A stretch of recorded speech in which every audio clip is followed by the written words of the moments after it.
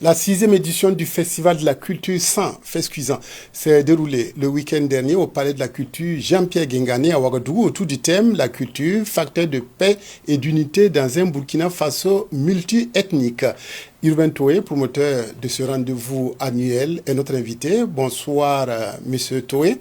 Bonsoir, monsieur. Alors, faisons avec vous le bilan de cette sixième édition. Qu'est-ce que vous pouvez en dire? D'accord. Avant tout propos, permettez-moi de dire merci au Tout-Puissant qui nous a permis vraiment d'être ensemble ce soir. Et encore dire merci à l'équipe, toute l'équipe de Filet Info. Déjà, je peux dire que pour cette sixième édition, c'est de façon positive, puisque pour une première édition à une sixième, on ne peut que rendre grâce à Dieu. Alors, vous avez pu mener votre agenda, tout ce que vous avez prévu au programme de ce festival, vous avez pu tenir ça? De façon franche, tout ce qu'on avait prévu, nous l'avons réalisé à 95%.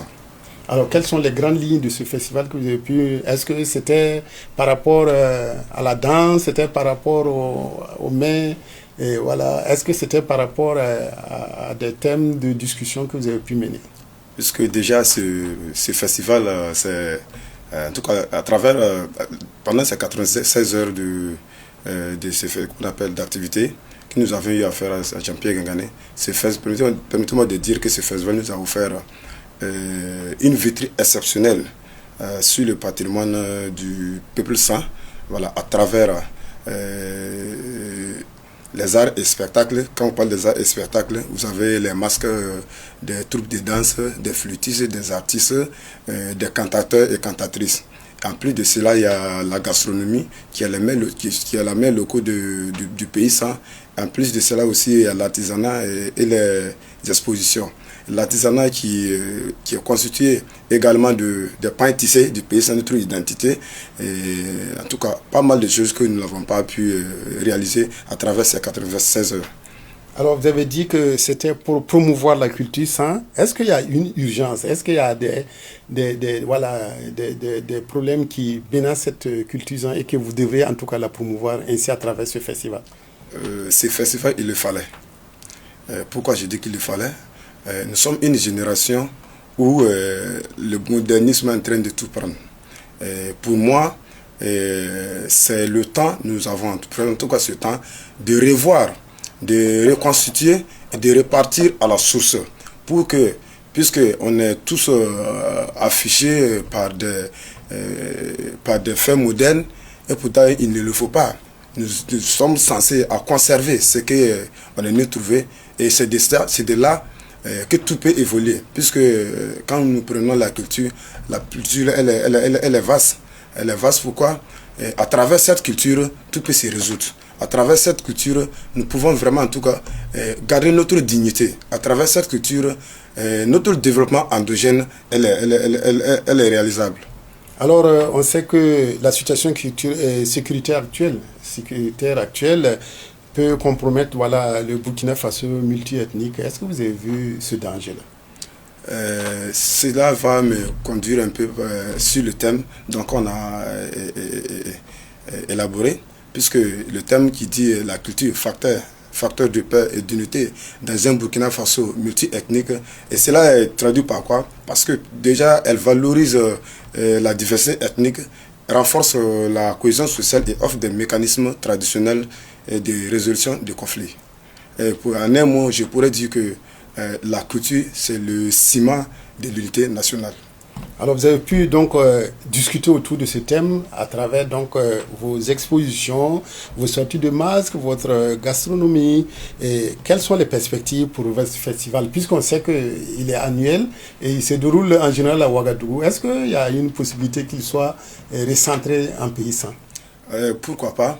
Puisque l'objectif d'abord, c'est de mettre la lumière sur la culture sain à l'international, à commencer par Ouagadougou.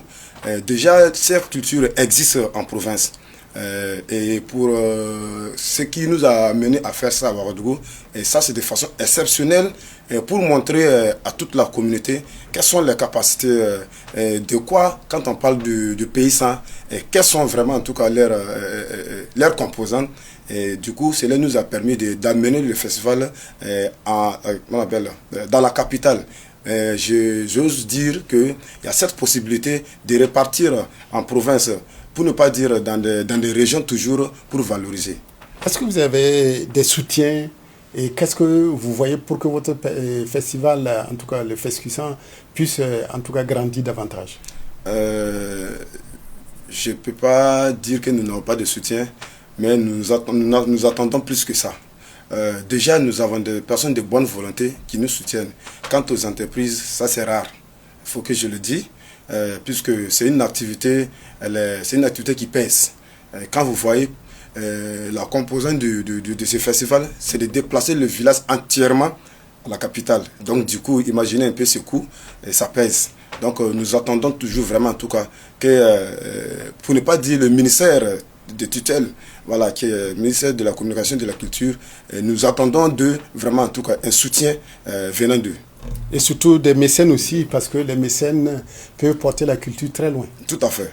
Alors, quel est votre dernier mot pour conclure cet entretien, M.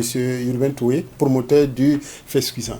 Pour moi, je reviens sur la grâce divine. Je rends grâce à Dieu.